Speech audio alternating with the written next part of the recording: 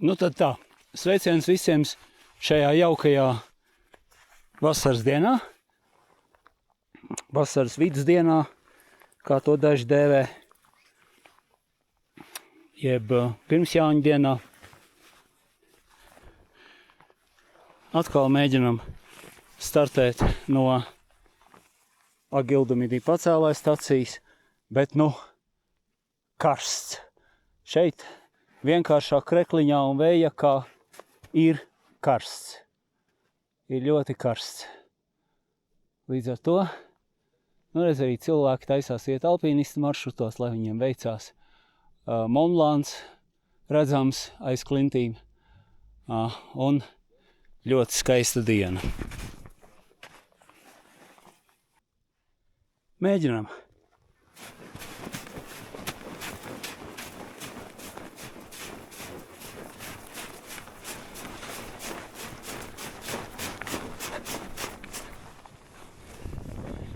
Un pat izdevās. Par ko paldies. Līgo dienā.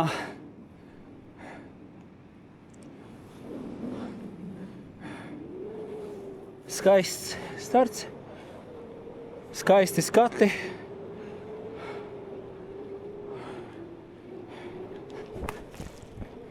Sniegs zābakos. Un mēs lidojam. Jā, pirms lidošanas, protams, jāsagatavo spārns un jāpārliecinās, vai viss ir kārtībā. Noteikti jāveic tā saucamā pirms lidojuma pārbaude. Arī man, lai gan esmu šo procedūru atkārtojis vairāk kārt, gadās, ka vienkārši kaut ko aizmirstu. Visbīstamākais ir, ka kaut kas novērš uzmanību. Ja kaut kas novērš uzmanību, tad visticamāk, ka kāda darbība paliek neizpildīta. Bet tev pašam šķiet, ka tu viņas izdarīsi, un līdz ar to ej tālāk, un tad var visādas ļoti nopietnas problēmas rasties. Līdz ar to, no datorzinātņu viedokļa jāatomizē lietas, jāatomizē problēma. Proti, ko tas nozīmē? Es to kādreiz mācījos datorzinātnē. Vai tu kādu darbību izpildi līdz galam, vai neizpildi nemaz un atcel un sāc no jauna. Tad, ja kopē kādu failu vai failu fragmentu vai vienalga, ko dari, ja tu to dari, izdari līdz galam, pārliecinies, ka ir izdarīts, un tad ķeries pie nākamā. Ja nē, atcel visu procesu un sāc no sākuma. Jā, tas iet mazliet ilgāk, bet toties ir drošāk. Un tā datoros nodrošina datu integritāti. Tas ir viens no paņēmieniem, protams, tikai.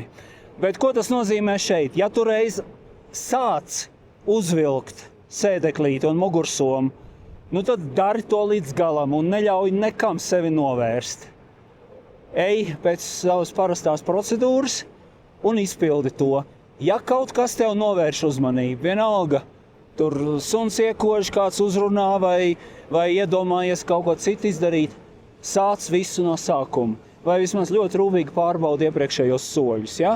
Citādi patiešām apziņa ar mums izspēlē ļauns joks un gadās, ka mēs lietas domājam, ka esam nostiprinājuši, bet neesam nostiprinājuši. Un tā ir nopietni pieredzējuši elitāri pasaules klases alpīnisti gājuši bojā kalnos. Un, protams, tad, kad tu visu esi izdarījis un pēc šīs procedūras, vienalga pirms lidojuma pārbauda ir gandrīz obligāti. Ir obligāti, vienkārši ir obligāti. Tā ir aviācija. Visur ir pieņemts veikt pirms lidojuma pārbaudas. Un aviācijā piedāvām ar likumu un noteikumiem ir noteikts, ka to ir jādara pēc saraksta, pēc rakstiska saraksta, velkot ar pirkstu līdzi pa punktiem. To nedrīkst pat pieredzējuši piloti, kas ir 1000 stundas nolidojuši.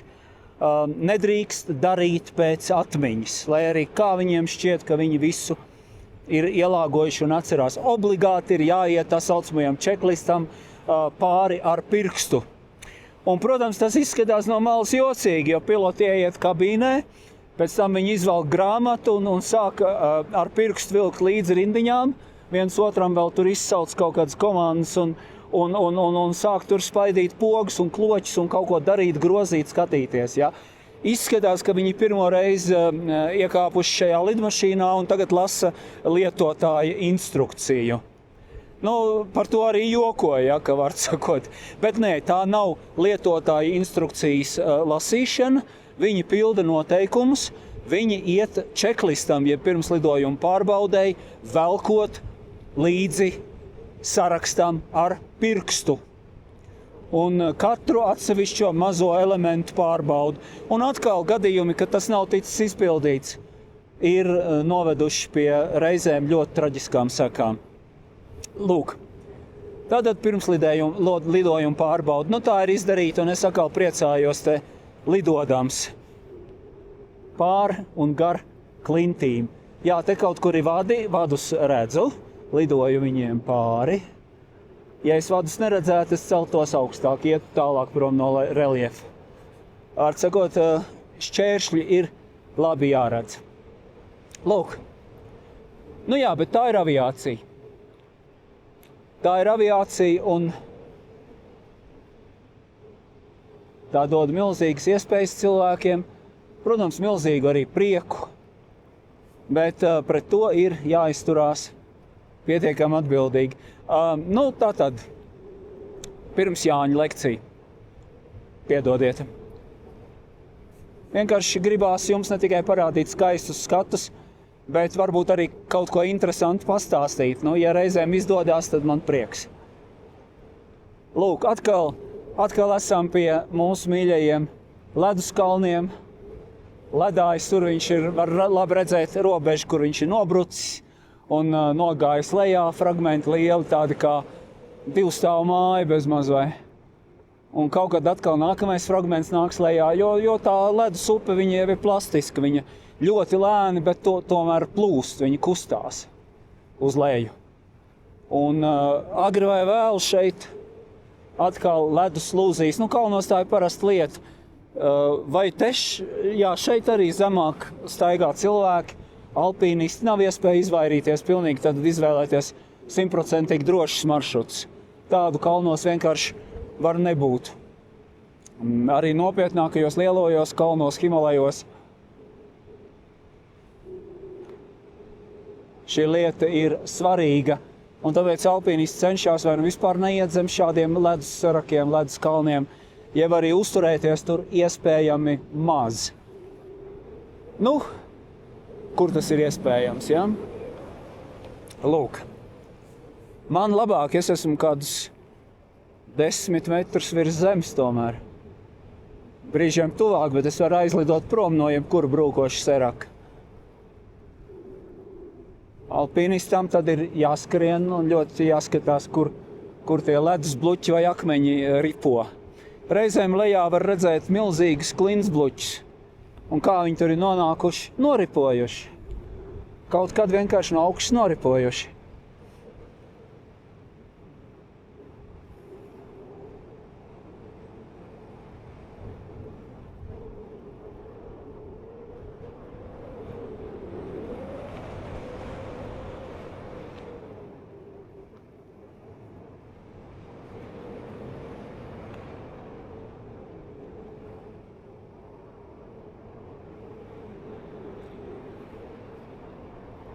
Šausminoši skaisti šie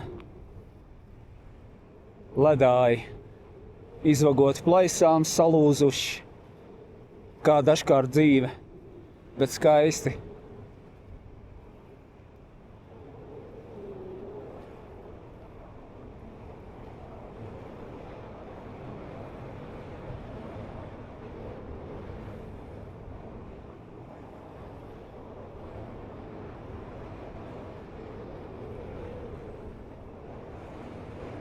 Jā.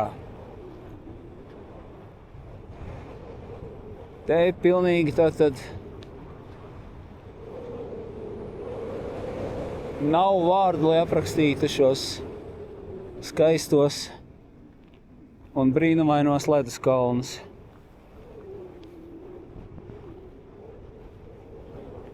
jāuzmanās, ka nepazaudēja ātrumu un nepazaudēja augstumu. No ātruma aviācijā pazaudēt nedrīkst. Tad spārns iekrīt un tu nokrīti. Tad minimālais ātrums ir svēta lieta. Tāpēc, un arī augstums ir svēta lieta, jo lielāks augstums, jo tev ir iespēja vairāk laika reaģēt uz pārsteigumiem. Un māmiņas labi domātais padoms dēlam, lidotājam, tu dēliņ, esi piesardzīgs, lido tikai labi lēnu un labi zemu. Tas nav tas labākais padoms, ko māmiņa var savam dēliņam dot. Labi lēni un labi zemu ir aviācijā priekšraksts nelaimei. Tāpēc ir pilnīgi pretintuitīvi, ja tu redzi priekšā sarežģītu vietu, kur tev jāizlido cauri. Pirmais iespējas ir sabremzēties, pievilkt bremzes, mēģināt pacelties augstāk. Bet tas ir tikai sekundāri. Primāri tev ir taisni otrādi jāpātrinās, pat zaudējot augstumu, ja nepieciešams. Un jāiegūst ātruma rezerve, lai tu vari pirmām kārtām, lai tev spārns turpina lidot, un otrām kārtām, lai tu spēj manevrēt. Mēģinājumi sasniegt tālu lidlauku līdz pēdējam velkot stūri uz sevi, mēģinot celt spārnu uz augšu, aviācijā ir beigušies letāli. Tāpatās kā parasti, ja, piemēram, lidmašīna startē no lidlauka un tai brīdī motors noslāpst. Gadās. Lai gan motori arī pirms lidošanas ir jāpārbauda un tie ir speciāli motori, kuriem nevajadzētu tā vienkārši noslāpt. Bet gadās.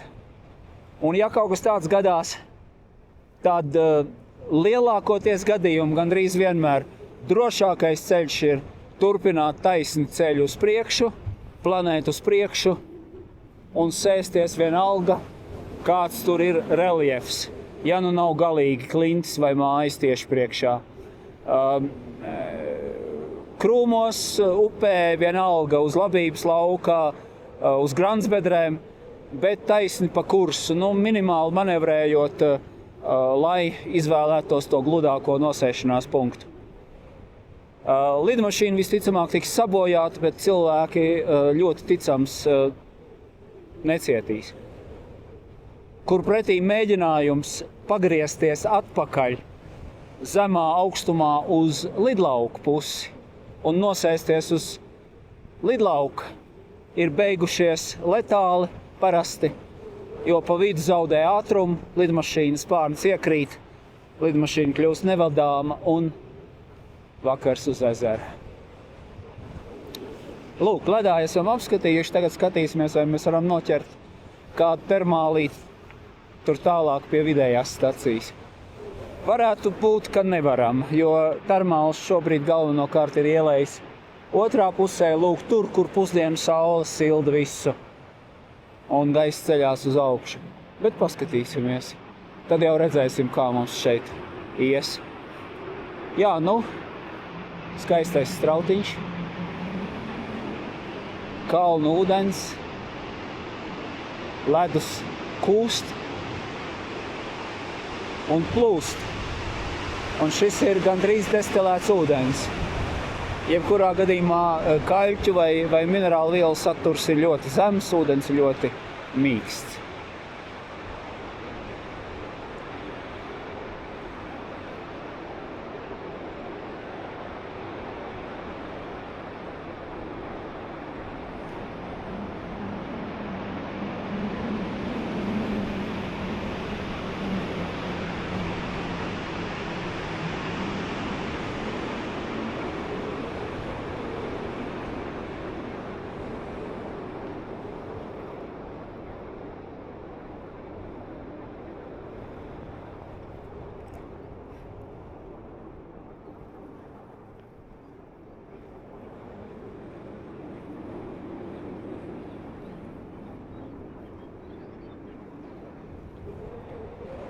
kalnos sniegi sākās, 2,5–3 kilometru augstumā virs jūras līmeņa.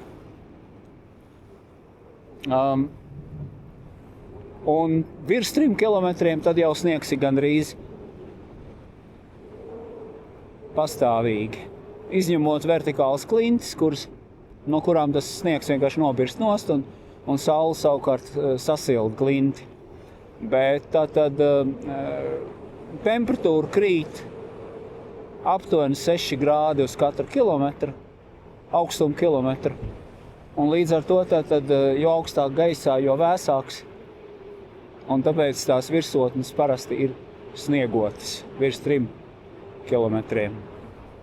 Lejā savukārt, kā jau visur Eiropā šodien ir karstumvilnis, ir tiešām karsts pat augšā, bez maz 4 kilometru augstumā virs jūras līmeņa Agildumidī stacijā. Ja?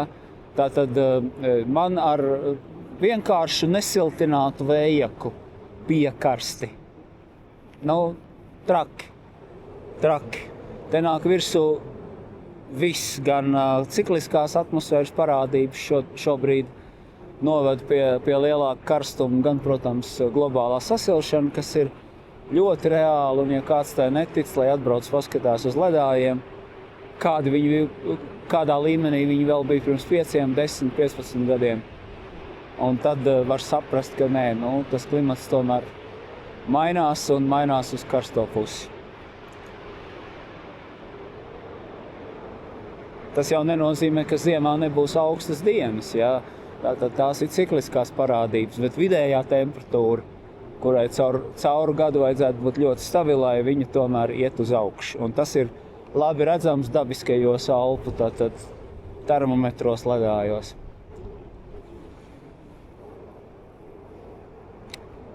Lūk, atkal esam atlidojuši tuvu mūsu nosēšanās laukumam pie Šamonī. Lielas termālas es šeit nejūtu. Līdz ar to droši vien, ka atgūt augstumu mums pat labāk neizdosies to citu dienu otrā ielejas pusē. Tāda mums te ir tā peizāža un panorāma. Reizēm, kad nāk lejā ar kājām no virsotnēm, tad paskatās atpakaļ un cilvēks ir pārsteigts. Pagaidi, es tur augšā tiešām biju. Manā lidošana līdzīgi. Es tiešām no turienes augšā startēju, no tās korītes, kas tieši kurs virzienā ir pret debesīm. Bet jā, no turienes. Un redz, kur tur tos ledājus mēs aplidojām.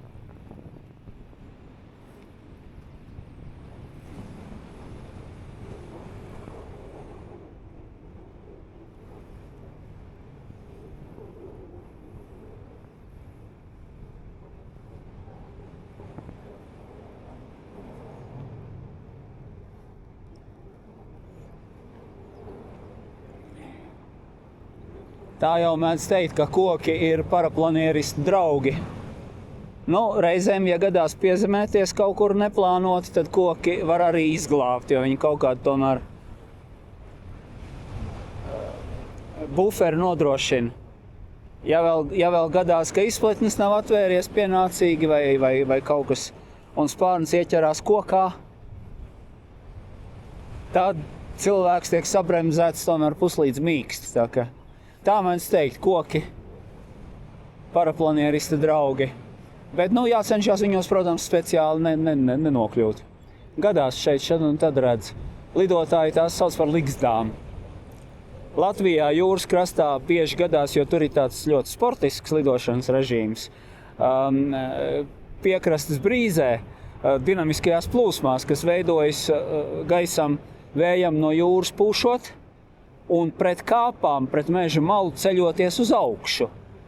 Tad tur ir nevis termāls, bet šīs dinamiskās plūsmas. Un cilvēki tajā šaurajā zonā tieši virs kāpām lido. Un reizēm gadās, ka aizķerās kokos. Tad ir ligzda. Tad visi draudzīgi iet celt nost. Ja labi beidzās viss pasākums.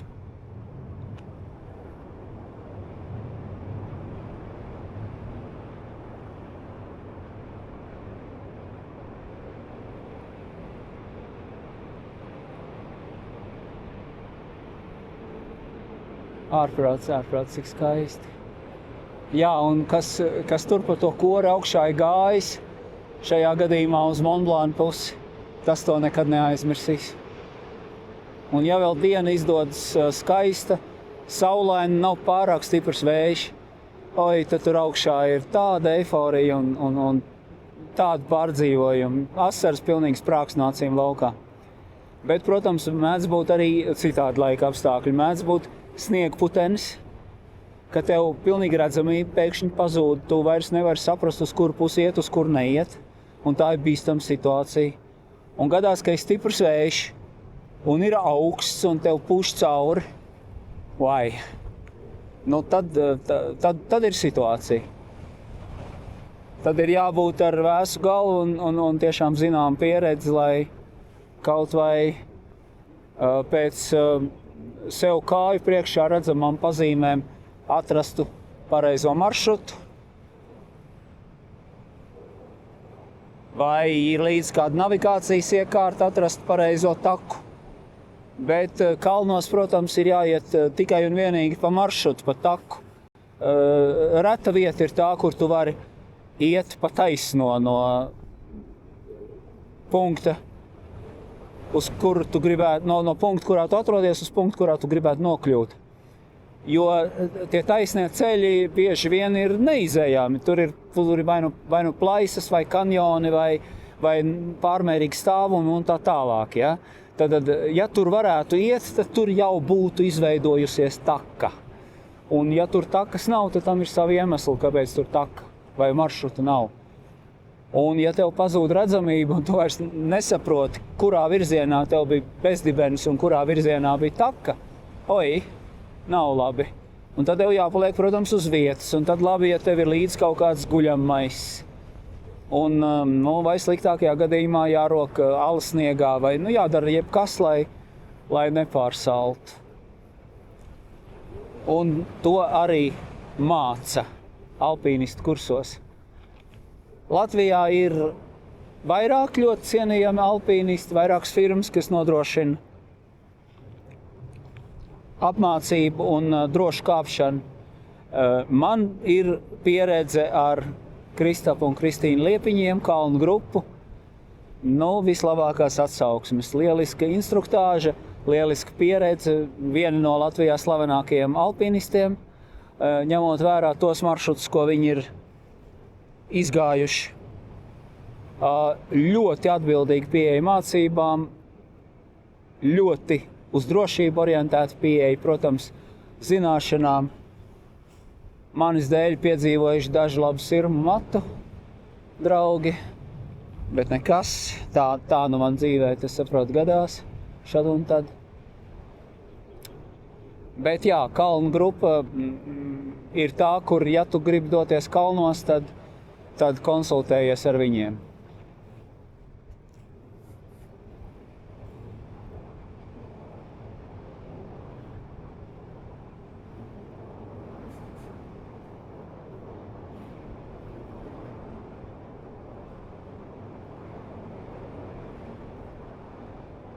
Reku skaistā kalnu pilsēta Šamonī ielejā.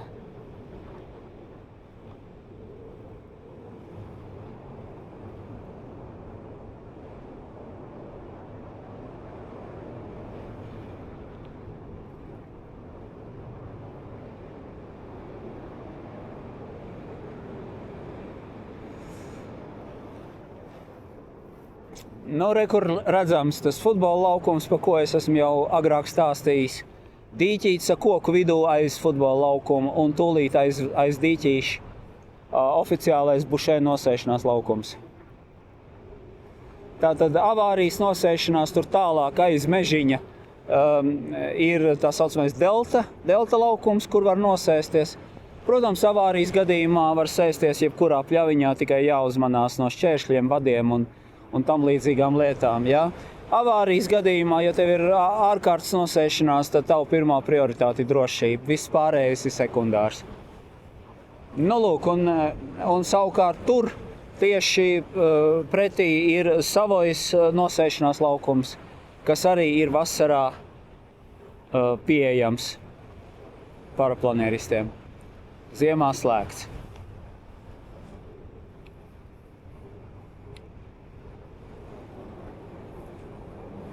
Ir šeit vietas, protams, arī, kur neiesaka nosēsties. Galvenokārt tādēļ, ka īpašnieki to neļauj. Nu, arī ir, piemēram, golfa laukums. Ja viņš ir rūpīgi iekopts, viņš ir ļoti kārdinošs, liels. Viņā it kā tā kā varētu sēsties, bet tas bojā to laukumu. Un, protams, ka nevajag to darīt. Ja? It īpaši tāpēc, ka rekurtē visur, kur ir kāda pļaviņa. Un var pielidot viņai tuvāk, ja gadījumā kaut kas, un apskatīties, vai nav vadi kabeļi, un tad arī nosēsties. Zemē tiksi, vesels būsi.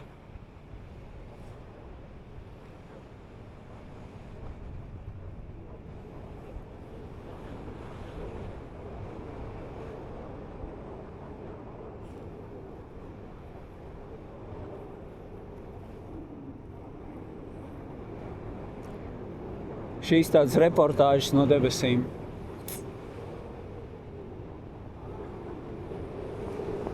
Ja tās var sagādāt kādu prieku vai interesi, man arī ļoti patīkami.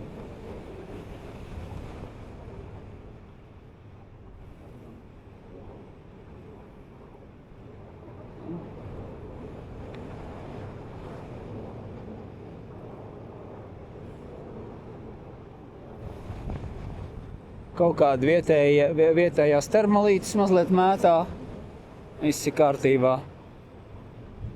Spārns uzvedās ļoti labi.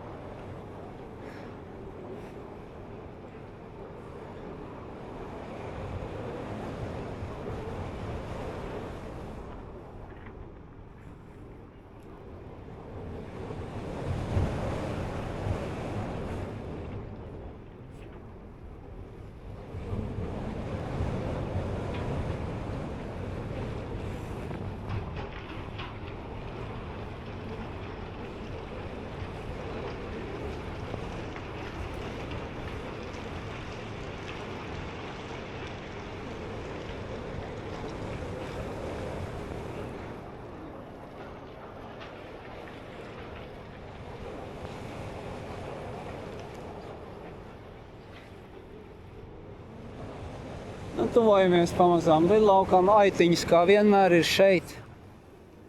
Aitiņas kā vienmēr ir šeit.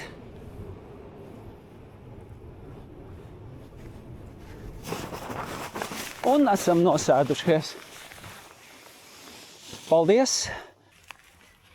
Tā, pēc nosēšanās mierīgi savāksim spārnu. Kā to parasti darām. Un iesim malā, lai spārnu sapakotu somā. Šeit uz nosēšanās laukumu bez vajadzības ilgi kavēties nevajag, jo varbūt nāks vēl kādi lidotāji un viņiem vajag brīvu nosēšanās laukumu, lai vispēdējais, pa ko viņiem šādā brīdī vēl būtu jādomā, iespējams stresa apstākļos ir, kā neieskriet kādā zonas vidū stāvošā cilvēkā vai spārnā. Lūk, tāpēc ejam malā, tur ir locīšanas zona, kur mēs lēnām arī spārniņu sapakosim. Tiešām bija ļoti jauks lidojums un paldies par to.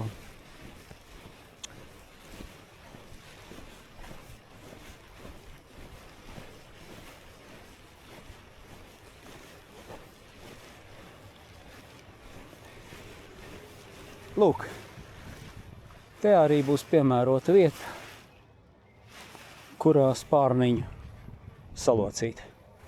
Interesanti. bija viena kundze, kas bija video uztaisījusi par lidošanu. Un man šķita, kundze jau tāda gados un ko viņa varēs pastāstīt. Bet viņa pastāstīja ļoti interesantu lietu. Redz, šajā cilpā var ielikt spārnu stūrīti. Un rezultātā tā cilpa nesavilksies, nesapīsies. Un tu vienmēr zināsi, ka tas ir spārnu tātad kreisais gals. Un tas palīdz tātad arī sapakojot somā šim auklu muģeklim vienkārši nesapīties un neizveidot kaut kādas cilpas, mezglus un tam līdzīgi. Ļoti labs padoms. Es tiešām esmu pateicīgs šai kundzei un ļoti priecīgs, ka es noskatījos viņas video līdz galam. Paldies Spārniņam par lidojumu, paldies jums par uzmanību. Lai jums visiem jauka līgo diena, līgo vakars. Līdz nākamreizei. Visu labu, atā!